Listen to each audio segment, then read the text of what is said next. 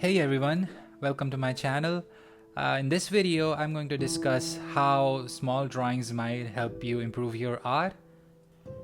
And the idea for this video actually came from another channel. It's called LP Life. He also painted a scene from the Joker, and it was so incredible. The sketchbook was so little. I was like, I absolutely have to do this for myself. And I really kind of tried to go for a cinematic feel for the drawing. Like you can see, I'm putting down masking tapes on either side, like the black bars that you see in movies.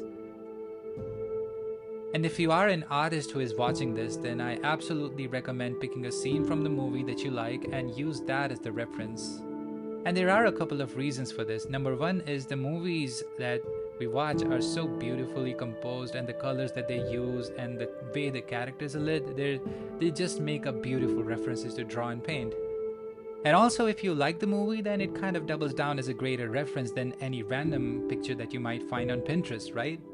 Like, I really cannot tell you how many boring drawings I've made from Pinterest. Like, I just have no emotional connection to them. Like, it's so boring. Like, I get it, like it's good for practice, but it is really important to have a reference that you have a connection with. Like, I love the movie Joker, so I'm drawing this, and it kind of makes the whole drawing experience more enjoyable for me.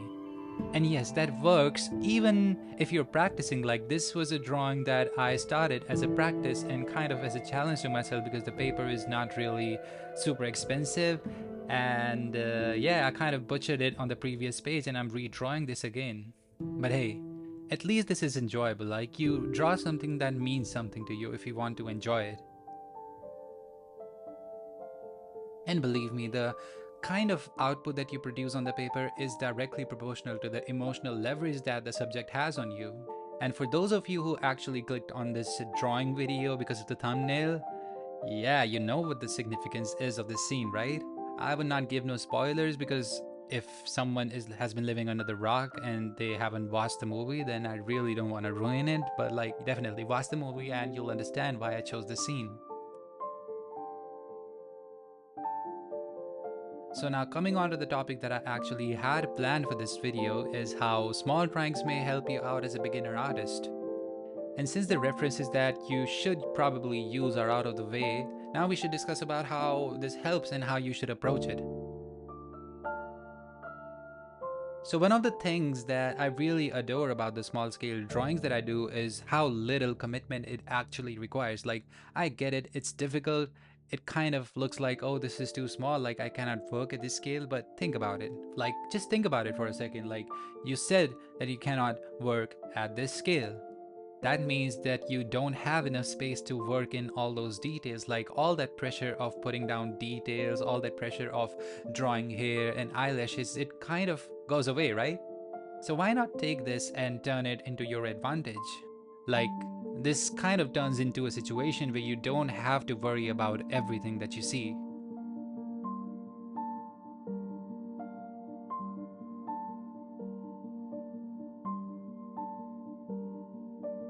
And by that, I don't mean to just disregard any crucial information that kind of makes up the subject. I just mean that you look at the reference, study it, and then you take the average of the things that you see. So it is a change in the mindset, right? Like, if I'm drawing something, I do have it in the back of my mind, like, okay, this is a face, this is hair, this is the car, this is the silhouette of the body, and all that stuff.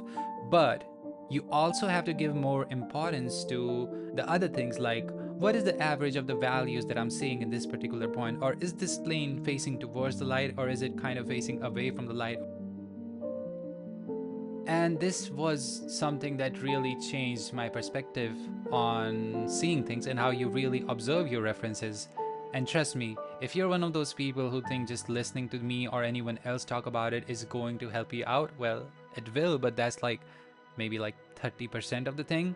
You have to put in the effort, and you have to really see how far you can go when you're really applying this information in your own drawings.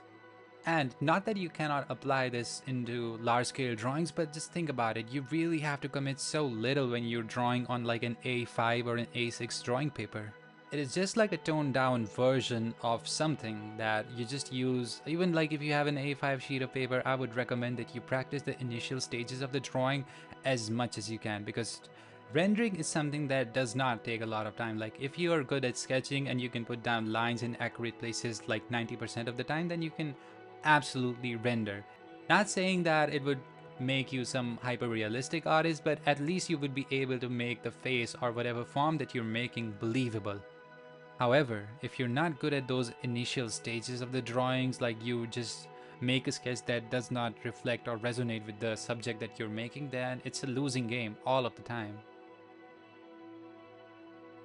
I talked about it in my last video too. Like it's like having a beautiful interior design on a house that has a wobbly foundation like that is falling apart all of the time.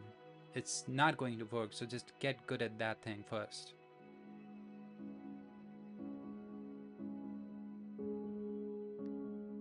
And a tip that I have for you when you're sketching faces is just keep in mind that the dots are going to connect. So you better be sure that each dot that you put on the paper is put down on the paper with a purpose. Each line is there for a purpose, right? Because the thing about freehand sketching, freehand drawing faces without any grids that people use is just having a line and then using that as a foundation and then building upon it. So you saw me first that I'm just being really rough with the lines that I'm putting down on the paper first. They are really, really loose just to kind of indicate where everything is. And then I start tightening it up. And a very, very important tip for any artist that uses charcoal or graphite, don't put too much pressure with the pencil. Like don't be hating on that pencil. Don't just push it into the paper, right? Because when you try to highlight it and when you grab that kneadable eraser and just try to remove some of the graphite, that is not coming off. And really, how do you even expect it to come off? Like you apply all the forces in the world when you try to put down the value, and then yeah, just don't put too much force into it. Like grades of pencil exist for a reason there, my friend. I used to make this mistake so much. Like I, even if I had like 6B, 8B or 4B, I would just pick up a 2B pencil and then I would just like vary the amount of pressure that I would use to put down each differentiating value. Like you can relate to it. Like you just grab a pencil and then you apply all the force in the world to just put down a value and then you try to erase it and it's not working. Like of course it is not working. Like you just damaged the tooth of the paper. Congratulations, like start again. So yes, use different grades of pencil. Like even get charcoal powder. Like it is not the most expensive thing in the world. Like the most you're going to struggle with, probably in my experience, is the darker values and putting down highlights in those areas. Like if you can just use charcoal, which is even better than graphite because it doesn't leave a shine, then you're golden, because it is much easier to put down details and highlights with charcoal. Went off topic there for a little bit, but okay, coming back, when you're done with the sketch, then you can come down to the easy part, which is putting down values. And trust me, you want to get down and really get that refined sketch before you put down those values, because you're just going to have a much easier time that way.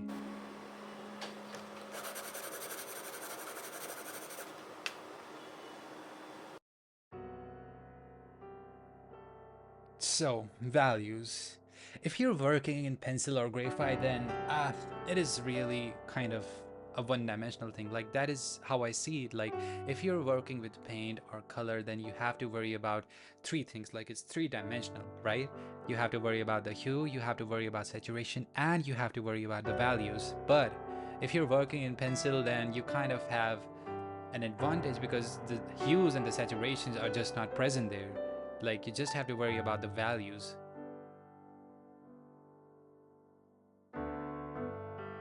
So I'm assuming that you have basic fundamental knowledge of how values work. Not that it would stop you from drawing, but I think you would really benefit from knowing how these things really work. Like you don't have to go super scientific, but yeah, just know something. Like the plane which is facing away from the light is darker in shade, and the plane which is facing towards the light is lighter. So how does a small scale drawing benefit you in learning about the values? So it is kind of like a simplification thing. It kind of ties it into that topic. Like if you look at the work of John Singer Sargent, then you would realize that they really are masters at simplification of things. Like they could address different complexities in a reference and kind of tone it down and represent it with the average value. I kind of see it as an equivalent to squinting down your eyes and seeing the average values. Like when you're drawing a small scale drawing, then you really cannot address each minute shift in the values. So even with the face, right, there are going to be so many changes in values. The value even changes when there is a pore or there is something else, like there's a scar. And do you really think you can address that in the drawing that is like A6? I don't think so, because there's not much space to work in at the first place. I really, really believe that for a beginner, it's going to be super beneficial, like just to see and learn how to change so many values, squinting your eyes and then turning it into an average value. So when I saw this scene from the movie Joker, I saw so many minute shifts in values. There were so many changes. Like if I were to zoom all the way in, I saw so much changes. Like there was a little light sneaking in here and there was a highlight on the cheek. Like I'm not saying that noticing these changes is a bad thing. Like it's a great thing if you're aiming for realism. Obviously, like do all of it. Like if you have dozens of hours and you just want to spend that on one drawing, then you obviously can do that. But I also believe that it is great to sneak in time for these studies, like because sometimes it is good to prefer quantity over quality. Like I remember there was some study in which the classroom was divided into two groups. Like the first group was to be graded not on the quality of the photos that they took, but the quantity of photos that they took. Like if you were to capture 1,000 average photos, then you would get a great grade. However, the other group, the students of the other group, were to be graded by the quality of their work. Like they would be graded on the best photo that they took according to them. And the better photos were actually taken by the group A students. So yeah, working for quantity over quality over a period of time, it's not going to hurt you. Like that is one of the reasons that so many artists are like keep pushing out content, because it's better to just like make 1,000 average ones than waiting for like a one perfect one, because by the time that you're done with 1,000 you will have gained so much experience. That's the same thing that goes in drawings. Like of course you can make like 2 to 3 pieces in a month and just have them in the corner and be working on them as you're studying, but really don't spend all of your time in those 2 or 3 drawings and just forget about the studying part, because it obviously helps. And with these small scale drawings, if you're using charcoal powder and you have some supplies which kind of work in your favor, then you can finish it within a day.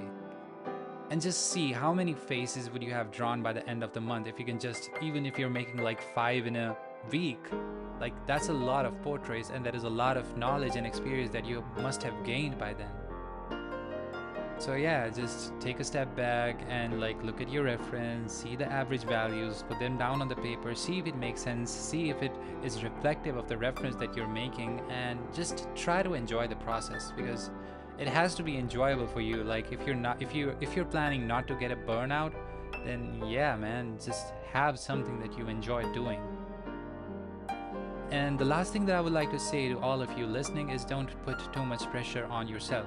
Like it all sounds too simple to do, like, and it is, like you just have to show up, but don't expect it to be easy, and don't be too hard on yourself like, oh, I have to do this within a day. Like give yourself time and be patient, like you'll get it. It's not the end of the world if you take a week long or a month long. As long as you're doing it every day, then you're golden. And yeah, that kind of wraps it up, and I would see you in the next video.